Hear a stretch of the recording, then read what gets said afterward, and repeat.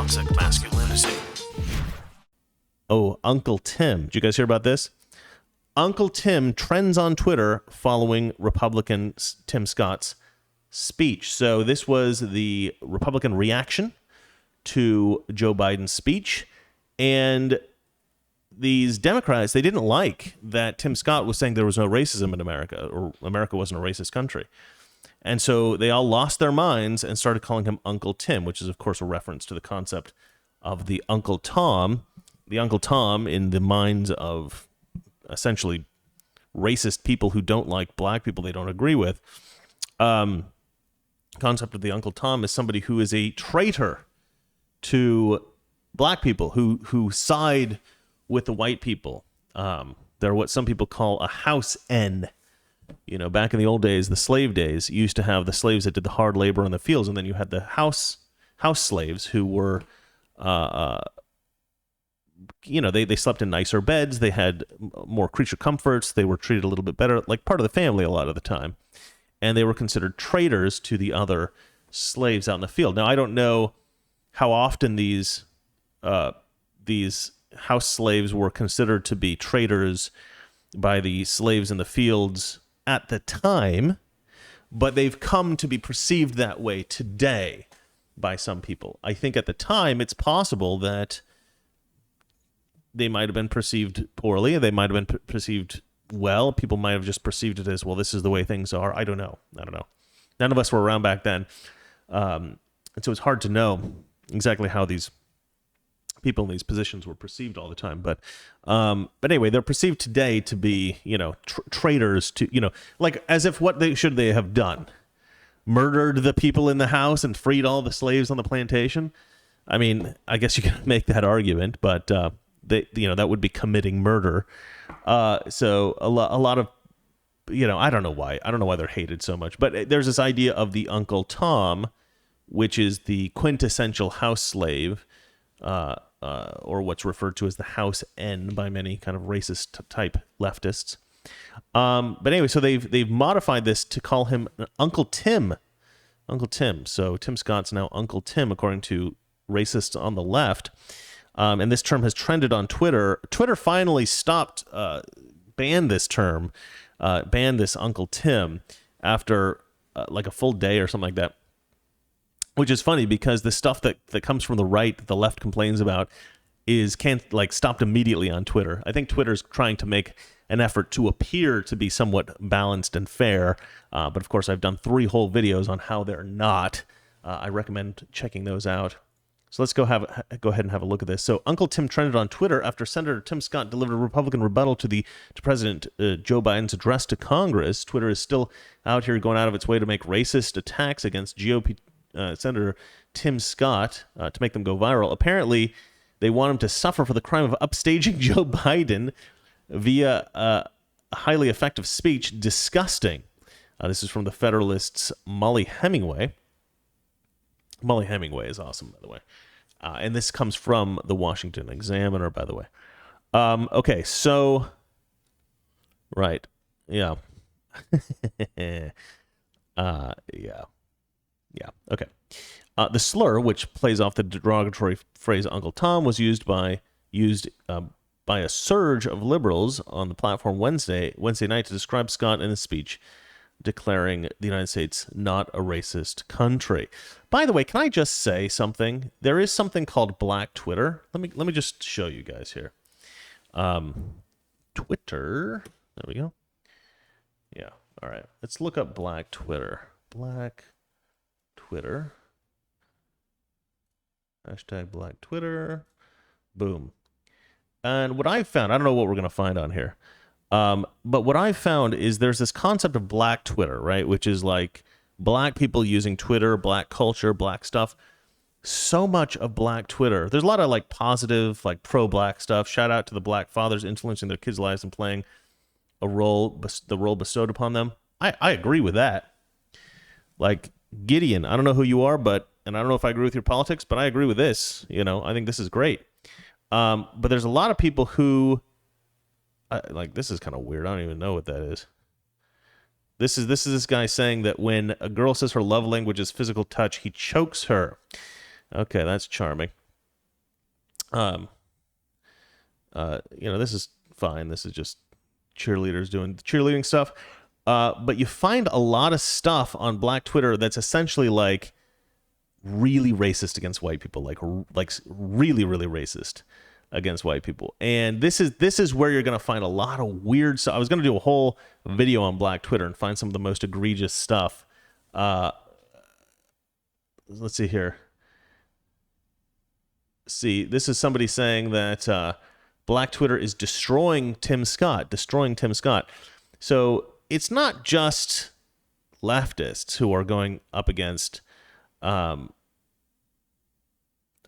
Scott. It's black leftists in particular, and I'm not really sure why. I think there is this weird brainwashing that occurs in within the black communities from Democrats, that it's essentially like, if you're not a Democrat, if you're not if you're not defending Democrats and Democrat ideas, then you hate black people, then you're a racist, right? That's the idea.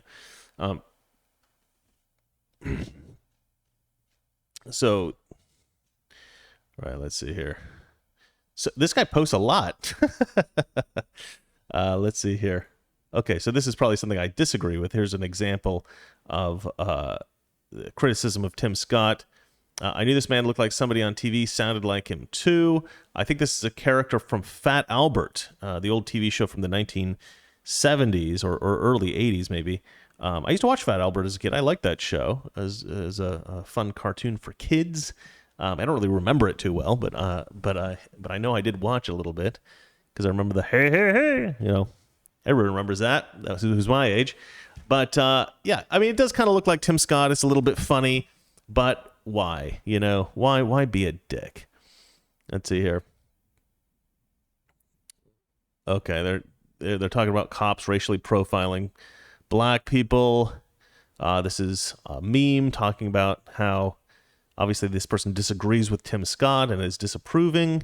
This is a random woman in a bra. Let's see here. Embroidery biker shorts. Okay, food. All right, okay. There's some stuff in here we don't need to see. See, this is the problem with Twitter. You can't scroll down Twitter because Twitter, I'm not sure what that's going to be either. Twitter, the weird thing about Twitter is Twitter allows people to post pornography. And I don't understand that. Because they won't allow you to post political statements they don't like, but you can post pornography because the political statements are dangerous, My buddy's watching the show and he's texting me. I didn't realize. My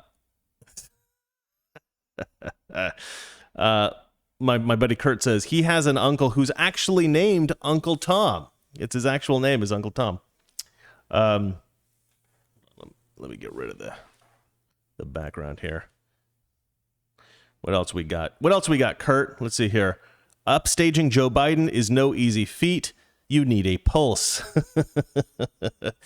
Let's see here.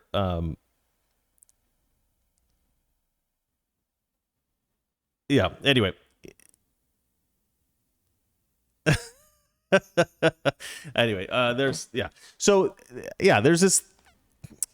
There's this idea that if you're not a leftist, then you hate black people, then you're a racist against black people. I think that's a terrible idea. I think that we need to be able to figure out ways to help everybody in America, and that doesn't include pledging some kind of an allegiance to a political party. I think that if I found that the Republican Party was no longer effective at trying to help Americans improve their quality of life and to improve our freedoms and this sort of thing, I would leave the Republican Party for sure. I think that having party allegiance is good to a point, but it cannot eclipse your values, your ethics, your principles. Those are what's most important. So, yeah, there's a kind of viciousness out there on the left that I don't really see in the Republican Party. There's this idea that Republicans are all these dangerous rednecks. We all like guns and we all are racist and we're all horrible. I don't see that. I see most of the Conservative Party as, for the most part, decent people who believe in Christian values, even the ones that aren't Christian. There's a lot of atheists in the Republican Party who are libertarian, more libertarian. You've got people in the Republican Party who are Muslim. You've got people in the Republican Party who are, I think, of every race, of every religion, various kinds of values. It's really weird. I've actually met some people who consider themselves to be like pagan or some kind of, because there's a big Satanist movement amongst atheists. I don't tend to meet Satanists that are in the Republican Party, but there are some weird people who have some kind of weird views. But like Wicca, like people who are in Wicca or into witchcraft. But for whatever reason, if somebody is a Republican or has moved toward the Republican side of things, usually through, if they're an atheist, usually through libertarianism, they're the kind of people who at least respect traditional values, right? Respect traditional values.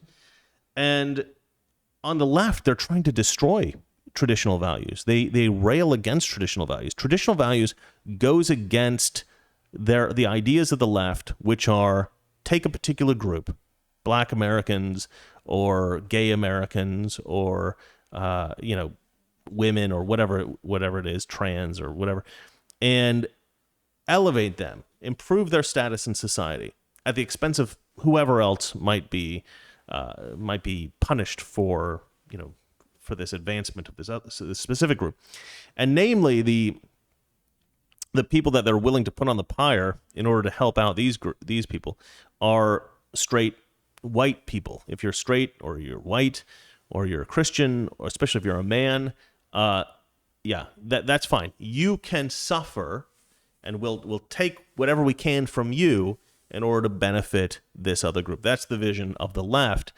And because they have that philosophy, something that gets in the way of that effort is simple traditional values. Simple traditional Christian values gets in the way of that effort. And so they hate traditional Christian values.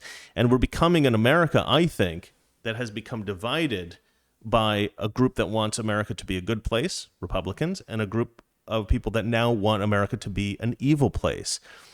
They want people to worship race. They want people to worship sexual orientation. They want people to worship the female gender as opposed to the male gender. They have these very specific things that they elevate in their new, what I would consider a religion, right? They're a sort of a religious cult on the left. And so we now have, on our side, I think that there is a myriad of views. There's a variety of views, and we can debate each other on what the best way to move forward in America is. But I think we will only expand, in our population on the right, because we are the only political group in America that believes in common sense and lives in a world, at least in our minds, that's based on what's going on in the real world, whereas the left exists in a world that they've kind of invented.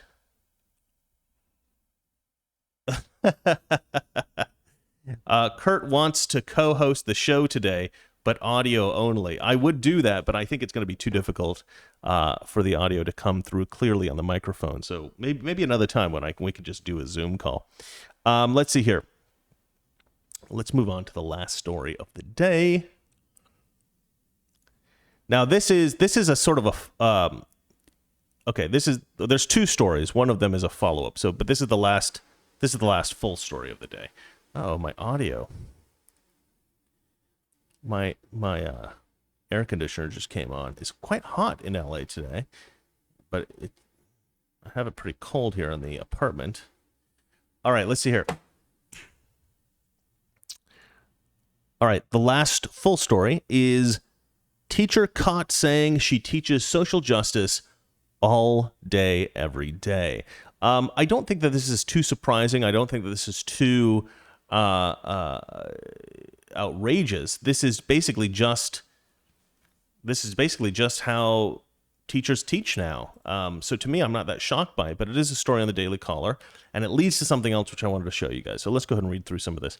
You're on the mic in the auditorium. Teacher caught saying she teaches social justice all day, every day. So we can kind of see here a little bit of an insight into how these like leftist academics talk about what they're doing. They obviously know that what they're doing isn't necessarily appropriate, because they're singling it out as something that is toxic masculinity. Weekdays, 9 p.m. Eastern, 6 p.m. Pacific.